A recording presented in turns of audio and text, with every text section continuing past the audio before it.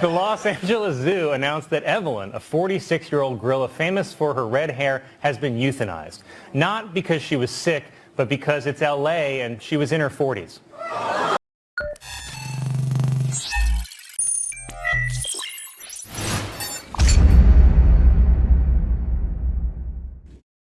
Wednesday was National Coffee with a Cop Day, and something tells me cops like their coffee with a couple of shots in it.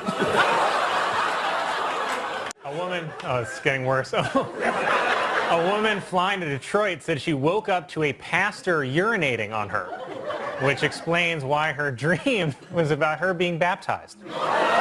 Officials in Colorado are searching for the man who was reportedly harassing a moose by chasing it down the street. Said the man, "I like my girls thick."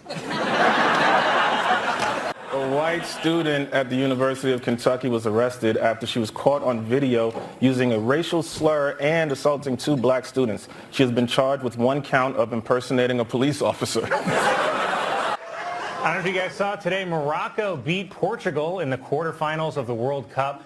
It is, it's the best World Cup performance by a team of Africans since the unpaid workers who built the stadiums.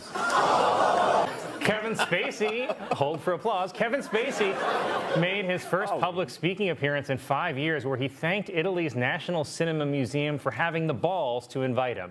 He also asked, "Could I touch the balls?" Police in Ohio say that a report of a homeless man sleeping on a bench turned out to be a statue, which was a huge relief because they shot it 15 times.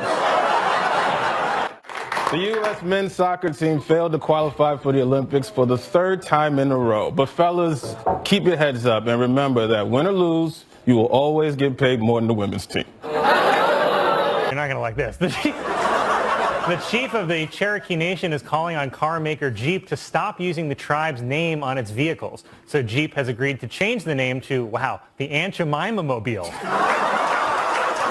And Hostess is unveiling new flavors of their snack cakes, including white fudge ding-dongs. Coincidentally, white fudge ding-dongs is what they call Weekend Update in China. A popular new trend in Los Angeles are party goats, which are goats that are brought to parties and jump on people's backs. Meanwhile, in China, a popular new trend is studying math and science. The house where Lizzie Borden murdered her parents has been sold for $2 million and will be turned into a bed and breakfast. Though a bed and breakfast where a murder happened is pretty much just a day's in.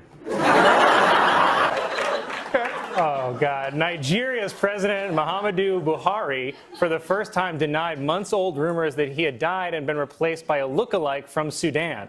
See, even Africans can't tell black people apart. I want to switch it up a little. Che didn't write this one. This is all me. I'd like to hear this. Last week was National Rosa Parks Day, or as we call it in my house, Uppity Bus Passenger Day. A new report shows that Hurricane Florence was the wettest in history. The previous record for wetness was set on the opening night of Magic Mike. This week marks the 40th anniversary of the classic Michael Jackson album, Thriller. And say what you will about Michael Jackson, but he definitely had a huge effect on a lot of people's childhoods. Planned Parenthood says it will soon open its first mobile abortion clinic in the country, which will make it easier to provide care to patients anywhere in the country that Herschel Walker has visited. A substitute teacher in North Carolina has resigned after she reportedly told a class of elementary students that Martin Luther King Jr. killed himself. In her defense, he is the one who decided to keep running his mouth. Why? France announced that it will start providing free condoms for people between the ages of 18 and 25. Cool. Now do deodorant. Pebbles, who was the world's oldest living dog, has died at the age of 22. But it's okay. His owners knew this was coming if they didn't keep him off my yard. Palm Beach mansion, once owned by Jeffrey Epstein, will soon be demolished. And I'm honestly shocked that they would demolish a place where I have so many fond memories. Rest in power, King. I'll take it from you.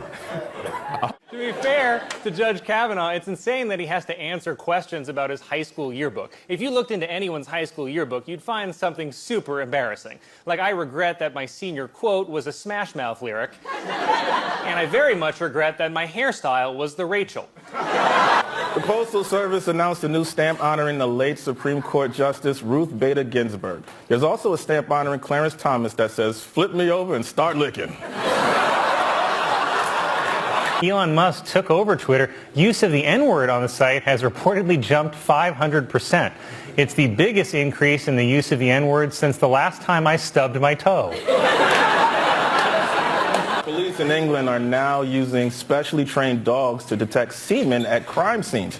This replaces the old method of detecting semen, slipping on it. In a new documentary, an ex-girlfriend of Prince Andrew describes Jeffrey Epstein and Ghislaine Maxwell as Batman and Robin. Come on, what does Batman and Robin have in common with a billionaire that grooms teenagers?